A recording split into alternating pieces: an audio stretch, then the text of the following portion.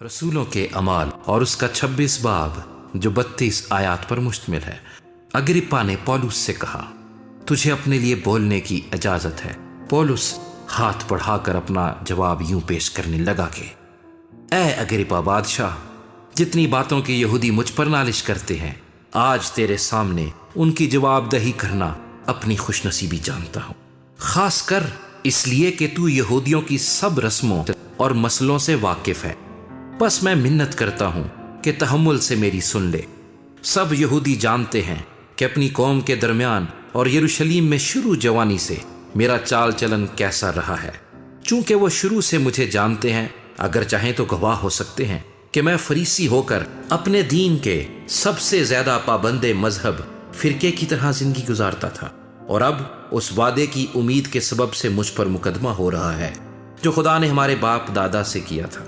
उसी वादे के पूरे होने की उम्मीद पर हमारे 12 के 12 कबीले दिलो जान से रात दिन इबादत किया करते हैं। इसी उम्मीद के सबब से ऐ बादशाह यहूदी मुझ पर नालिश करते हैं। जबकि खुदा मुर्दों को जिलाता है तो ये बात तुम्हारे नज़दीक क्यों गैर मुतबर समझी जाती है? मैंने भी समझा था कि यीशु नासरी के नाम की तरह तरह से मुखालफत करना मुझ पर फर्ज है।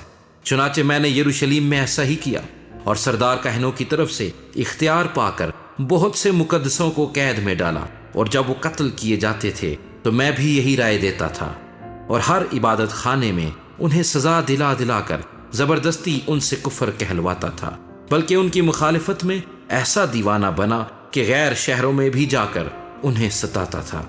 इसी हाल में सरदार कहनों से इख्तियार और परवाने लेकर दमिश्क को जाता था। तो ऐ बादशाह, मैंने दोपहर के वक्त राह में ये देखा कि सूरज के नूर से ज्यादा एक नूर आसमान से मेरे और मेरे हमसफरों के गिरदा गिर्द आ चमका। जब हम सब जमीन पर गिर पड़े तो मैंने इब्रानी जबान में ये आवाज सुनी कि ऐ साउल, तू मुझे क्यों सताता है? पैने की आर पर लात मारना तेरे लिए मुश्किल है। मैंने कहा, ऐ खुदावन तू कौन है? खुदावन ने फरमाया, मैं यीशु हूं जिसे तू सताता है। लेकिन उठ, अपने पांव पर खड़ा हो, क्योंकि मैं इसलिए तुझ पर जाहिर हुआ हूं कि तुझे उन चीजों का भी खादिम और गवाह मुकर्रर करूं जिनकी गवाही के लिए तूने मुझे देखा है, और उनका भी जिनकी गवाही के लिए मैं तुझ पर जाहिर हुआ करूंगा। और मैं तुझे इस उम्मत और गैर कौमों से बचाता रहूंगा जिनके पास तुझे इसलिए भेजता हूं कि तू उनकी आंखें खोल दे, ताकि अंधेरे से रोशनी की तरफ और शैतान के इख्तियार से खुदा की तरफ रुजू लाए, और मुझ पर ईमान लाने के बायस गुनाहों की माफी और मुकद्दसों में शरीक होकर मिरास पाए। इसलिए ऐ अग्रिप्पा बादशाह, मैं उस आसमानी रोया का नाफरमान न हुआ, बल्कि पहले दमिश्कियों को, फिर यरूशलेम और सारे मुल्क के यहूदिया के बाशिंदों को और गैर कौमों को समझाता रहा कि तौबा करे और खुदा की तरफ रुजू लाकर तौबा के मुआफिक काम करें। इन्हीं बातों के सबब से यहूदियों ने मुझे हैकल में पकड़कर मार डालने की कोशिश की, लेकिन खुदा की मदद से मैं आज तक कायम हूँ और छोटे बड़े के सामने गवाही देता हूँ, और उन बातों के सिवा कुछ नहीं कहता जिनकी पेशनगोई नबियों और मूसा ने भी की है कि मसीह को दुख उठाना जरूर है, और सबसे पहले वही मुर्दों में से जिंदा होकर इस उम्मत को और गैर कौमों को भी नूर का इश्तिहार देगा।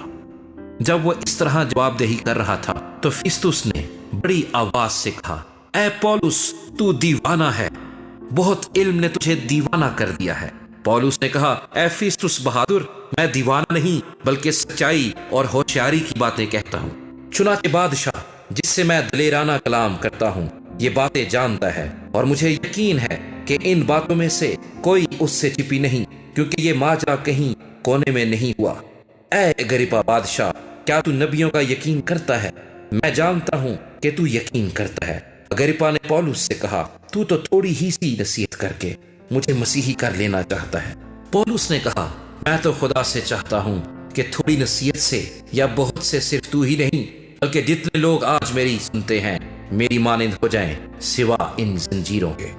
तब बादशाह और हाकिम और बरनीके और उनके हम नशीन उठ खड़े हुए और अलग जाकर एक दूसरे से बातें करने लगे और कहने लगे कि ये आदमी ऐसा तो कुछ नहीं करता जो कत्ल के कैद के लायक हो। अग्रिप्पा ने फिस्तुस से कहा कि अगर ये आदमी कैसर के यहाँ पीर ना करता तो छूट सकता था।